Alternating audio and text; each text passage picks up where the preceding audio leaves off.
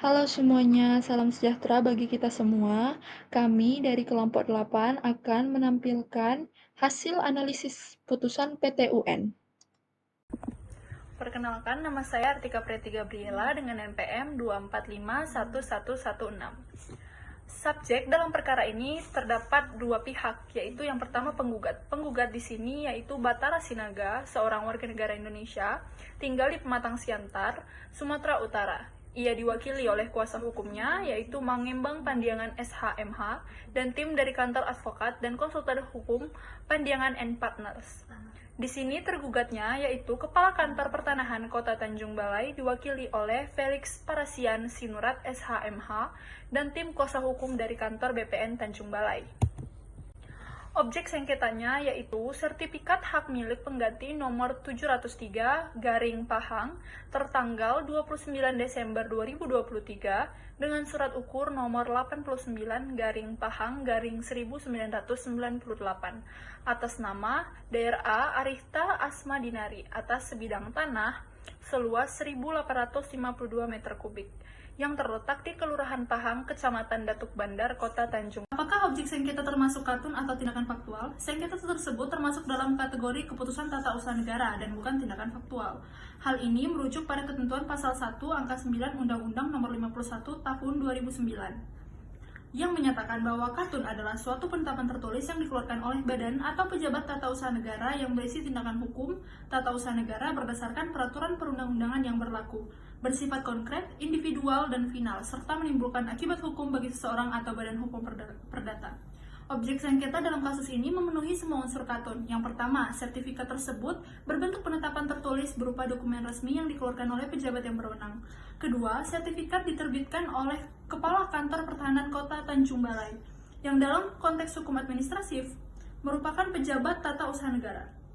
Ketiga, penerbitan sertifikat tersebut merupakan tindakan hukum administrasi negara karena dilakukan dalam rangka pelaksanaan kewenangan berdasarkan peraturan perundang-undangan di bidang pertanahan. Keempat, sertifikat ini bersifat konkret karena menunjuk tanah dan subjek hukum tertentu. Dan kelima, yaitu final, karena telah selesai diproses dan menimbulkan akibat hukum. Seluruh akibat hukum dari keputusan ini sangat nyata, yaitu menghalangi penggugat Batara Sinaga untuk melakukan proses balik nama meskipun ia memiliki dasar hukum berupa pengikatan jual beli sejak tahun 2011. Perkenalkan, nama saya Vira Priliandini dengan NPM 2451005. Di sini saya akan melanjutkan untuk materinya yaitu tentang kronologi sengketa dan posita beserta bentuk upaya administratif yang telah dilakukan para pihak sebelum sengketa diajukan ke pengadilan. Nah, sekarang kita masuk ke bagian kronologi sengketa dan posita. Yang pertama, pada tahun 1998, sertifikat hak milik nomor 703/Pahang terbit atas nama Haja Agustina. Lalu di tahun 2011 terjadi pengikatan jual beli antara ahli waris Haja Agustina yakni Dra Arita Asma Dinari dan Batara Sinaga atas tanah yang bersangkutan. Sertifikat asli diserahkan ke Batara sebagai bagian dari proses itu. Yang kedua, di tahun 2023 sertifikat asli dinyatakan hilang. Dra Arita Asma Dinari mengajukan permohonan penerbitan sertifikat pengganti berdasarkan laporan kehilangan kepolisian pada tanggal 21 November 2023 dilakukan pengumuman rencana penerbitan pengganti tanpa diketahui pihak Batara Sinaga. Yang ketiga, pada tanggal 29 Desember tahun 2023, Kantor Pertanahan Kota Tanjung Balai menerbitkan sertifikat pengganti atas nama Dra Arita. Kemudian tanggal 30 Agustus 2024, Batara Sinaga mengetahui bahwa permohonan balik nama tidak bisa dilakukan karena sertifikat lama telah diganti. Kemudian yang keempat, pada tanggal 3 September tahun 2024, penggugat mengajukan surat keberatan resmi kepada BPN Tanjung Balai tetapi tidak mendapat respon yang pada akhirnya pada tanggal 21 Oktober tahun 2024, Batara Sinaga mengajukan gugatan ke Petun Medan. Nah, kita masuk ke bagian posita. Yang pertama, penggugat adalah pihak yang memiliki kepentingan atas tanah. Penggugat membeli tanah yang terdaftar atas nama Haja Agustina berdasarkan Akta Pengikatan Jual Beli nomor 10 tanggal 9 Maret 2011. Kemudian, sejak pengikatan jual beli tersebut, sertifikat asli hak milik nomor 703 garing Pahang atas nama Haja Agustina berada dalam penguasaan penggugat. Yang kedua, penerbitan sertifikat hak milik pengganti tanpa sepengetahuan penggugat. Kepala Kantor Pertanahan Kota Tanjung Balai menerbitkan sertifikat tanpa sepengetahuan dan persetujuan penggugat. Kemudian, penerbitan sertifikat tersebut dilakukan atas permohonan Dra Arita Asmadinari, padahal tanah tersebut telah dijual kepada penggugat. Nah, yang ketiga, kerugian akibat penerbitan sertifikat baru. Penggugat hendak melakukan proses balik nama atas tanah tersebut, namun tidak dapat diproses karena telah terbit sertifikat baru atas nama orang lain, yaitu Dra Arita Asmadinari. Kemudian tindakan tergugat, Kepala Kantor Pertanahan Kota Tanjung Balai nyata-nyata menimbulkan kerugian bagi penggugat karena haknya sebagai pembeli tidak dapat dilanjutkan. Nah, kemudian yang keempat, keberatan penggugat atas penerbitan sertifikat baru dengan terbitnya sertifikat hak milik pengganti, penggugat merasa keberatan karena haknya sebagai pembeli diabaikan dan proses balik nama yang seharusnya dilakukan tidak dapat dilaksanakan. Kemudian yang kelima, penerbitan sertifikat merupakan keputusan tata usaha negara yang merugikan penggugat. Nah, penerbitan sertifikat tersebut memenuhi unsur ketun karena berbentuk penetapan tertulis dikeluarkan oleh pejabat tun bersifat konkret, individual, final, dan menimbulkan akibat hukum bagi penggugat. Nah, kemudian oleh sebab itu penggugat berhak mengajukan gugatan ke petun agar sertifikat tersebut dinyatakan batal atau tidak sah. Kemudian yang keenam, gugatan diajukan dalam tenggat waktu yang sah. Penggugat baru mengetahui adanya penerbitan sertifikat baru pada tanggal 30 Agustus 2024 saat hendak mengajukan balik nama sertifikat. Nah, kemudian gugatan diajukan pada tanggal 21 Oktober tahun 2024 sehingga masih dalam tenggat waktu 90 hari sebagaimana diatur dalam pasal 55 UU nomor 5 tahun 1986 dan pasal 5 Perma nomor 6 tahun 2018. Nah, kemudian apa sih upaya administratif sebelum gugatan?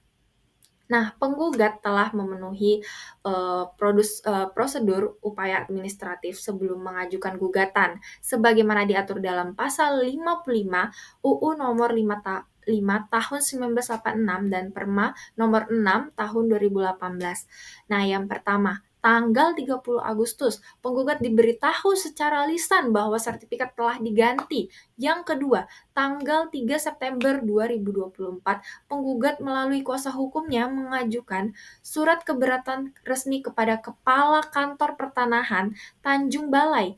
Nah, surat ini berisi permohonan pembatalan dan pemblokiran sertifikat pengganti.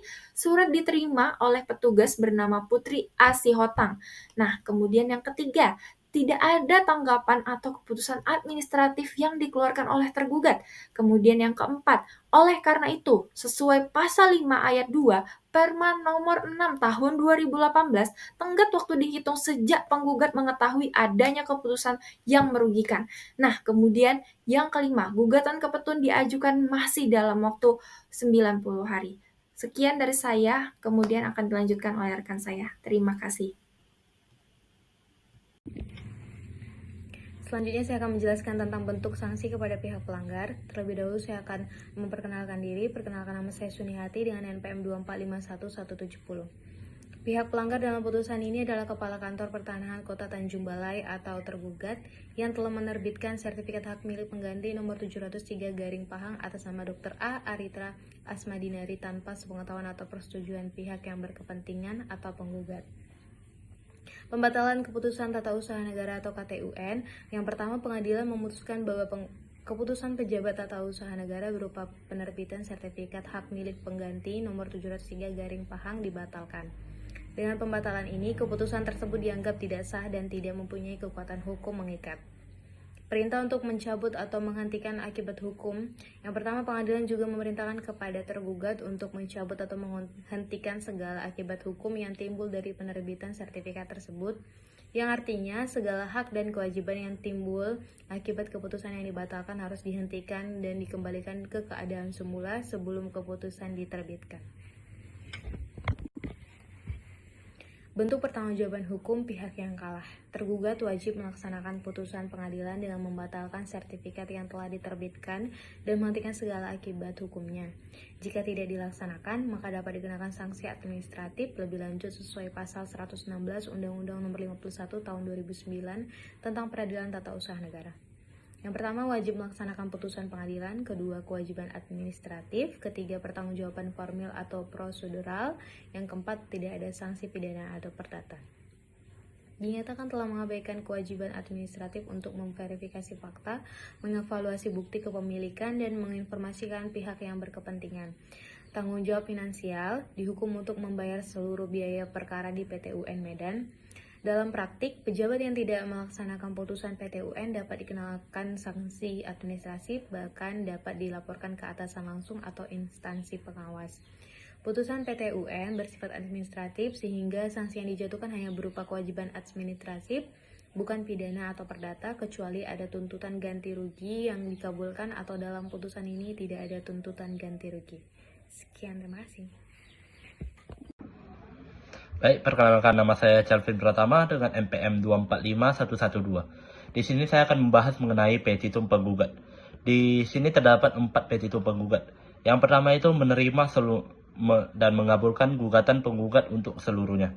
Yang kedua itu menyatakan batal atau tidak sah keputusan tata usaha negara berupa penerbitan sertifikat hak milik pengganti nomor 703 Pahang tanggal 29 Desember 2023 dengan syarat ukur nomor 89 Pahang 1998 tanggal 28 Desember 2023 seluas 1852 meter atas nama Dr. Arita Asma Dinari yang diterbitkan oleh Kepala Kantor Pertahanan Kota Tanjung Balai. Dan yang ketiga itu mewajibkan kepada tergugat Kepala Kantor Pertahanan Kota Tanjung Balai untuk mencabut dan membatalkan keputusan tata usaha negara berupa penerbitan sertifikat hak milik pengganti nomor 703 Pahang tanggal 29 Desember 2023 atas nama Dr. Arita Asma Dinari serta menghentikan segala akibat hukuman dari keputusan tersebut. Dan yang terakhir yang keempat itu menghukum tergugat untuk membayar biaya perkara yang timbul dalam perkara ini. Baik, yang selanjutnya itu adalah pertimbangan majelis hakim. Pertimbangan majelis hakim ini terbagi menjadi 4. Yang pertama, kepentingan hukum penggugat. Berdasarkan pasal 53 ayat 1 UU nomor 9 tahun 2004, pihak yang merasa dirugikan oleh KTUN dapat mengajukan gugatan ke PT UN. Penggugat adalah pihak yang berkepentingan karena telah melakukan pengikatan jual beli dengan ahli waris pemilik tanah Haji Agustina dan menguasai sertifikat asli. Nah, yang ketiga, penggugat hendak melakukan balik nama, namun tidak dapat dilakukan karena telah terbit sertifikat baru atas nama pihak lain, yaitu Dr. Arita Asma Dinari. Dan yang keempat, dengan demikian kepentingan hukum penggugat nyata dan relevan. Nah, yang kedua, tenggang waktu pengajutan gugatan. Berdasarkan pasal 55 UU nomor 5 tahun 1986 dan pasal 5 Perma nomor 6 tahun 2018, gugatan ke PT UN harus diajukan dalam waktu 90 hari sejak KTUN diterima atau diketahui. Nah, penggugat mengetahui terbitnya sertifikat baru pada 30 Agustus 2024 dan gugatan didaftarkan pada 22 Oktober 2024 sehingga masih dalam tenggang waktu yang ditentukan. Pertimbangan majelis hakim yang ketiga itu adalah legal standing. Prosedur penerbitan sertifikat itu melanggar asas kecermatan. Berdasarkan fakta persidangan, penerbitan sertifikat hak milik pengganti nomor 703 Pahang dilakukan tanpa sepengetahuan dan persetujuan penggugat, yang merupakan pihak yang menguasai sertifikat asli dan telah melakukan pengikatan jual beli. Asas keterbukaan dan perlindungan hak di sini. Proses penerbitan sertifikat baru seharusnya melibatkan semua pihak yang berkepentingan, khususnya pihak yang menguasai sertifikat asli dan memiliki hak atas tanah tersebut. Dan akibat hukumnya itu, penerbitan sertifikat baru tanpa melibatkan penggugat telah menimbulkan kerugian nyata, yakni tidak dapat dilakukan proses balik nama dan hilangnya hak penggugat atas tanah dimaksud. Dan yang terakhir itu pelanggaran administrasi.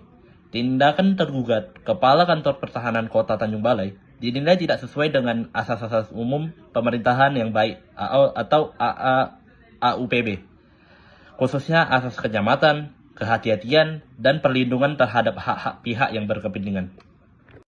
Dan pertimbangan majelis hukum yang terakhir adalah analisis yuridis. Majelis hakim menegaskan bahwa KTUN yang diterbitkan tanpa prosedur yang benar dan tanpa melibatkan pihak yang berkepentingan merupakan perbuatan melawan hukum administrasi negara. Berdasarkan pasal 53 ayat 2 huruf B UU nomor 5 tahun 1986, KTUN dapat dibatalkan jika bertentangan dengan peraturan perundang-undangan yang berlaku atau asas-asas umum pemerintahan yang baik. Sekian dari saya, terima kasih. Perkenalkan, nama saya Efren Budianto Seringo-Ringo dengan NPM 2451085. Oke, jadi di sini saya akan membahas tentang putusan. Di sini kami mendapat ada 4 poin, yaitu yang pertama, mengabulkan gugatan penggugat untuk seluruhnya. Yang kedua, menyatakan batal keputusan tata usaha negara berupa penerbitan 29 Desember 2023 pengganti nomor 703 atau Pahang tanggal 29 Desember 2023 atas nama Dr. Anda Arita Asmadinari yang diterbitkan oleh Kepala Kantor Pertahanan Kota Tanjung Balai. Yang ketiga yaitu mewajibkan kepada tergugat untuk mencabut atau menghentikan segala akibat hukum dari keputusan tersebut. Dan yang terakhir, membebankan biaya perkara kepada tergugat. Sekian dari saya, terima kasih. Oke, selanjutnya di sini ada kaidah hukum administrasi negara yang ditemukan. Yang pertama itu ada keputusan tata usaha negara tidak boleh mengabaikan hak subjektif pihak ketiga, yang artinya pejabat tata usaha negara wajib memastikan tidak ada pihak lain yang memiliki hak atau penguasaan atas objek sengketa sebelum mengeluarkan keputusan. Yang kedua, setiap keputusan tata usaha negara harus melalui prosedur yang transparan dan akuntabel. Yang artinya termasuk dalamnya adalah sosialisasi pengumuman, pemeriksaan dokumen, dan pemberian kesempatan keberatan. Yang ketiga itu ada pengabaian surat keberatan adalah cacat prosedural, yang artinya tidak merespon keberatan adalah pelanggaran terhadap asas kecermatan dan keterbukaan dalam tata kelola administrasi negara. Yang keempat itu ada AUPB berlaku mengikat dalam penerbitan keputusan tata usaha negara. Putusan ini menegaskan bahwa asas kepastian hukum, keadilan, dan keterbukaan tidak hanya etika, tetapi wajib hukum dalam tindakan administratif. Dan yang kelima, ada keputusan administratif harus berdasarkan pemeriksaan lapangan. Dalam sengketa tanah, bukti penguasaan fisik dan niat baik atau itikat baik pemilik menjadi kunci yang tidak bisa diabaikan oleh pejabat administrasi. Dan yang terakhir, sertifikat bukan salah satunya bukti hak. Oke, sekian dari saya. Terima kasih.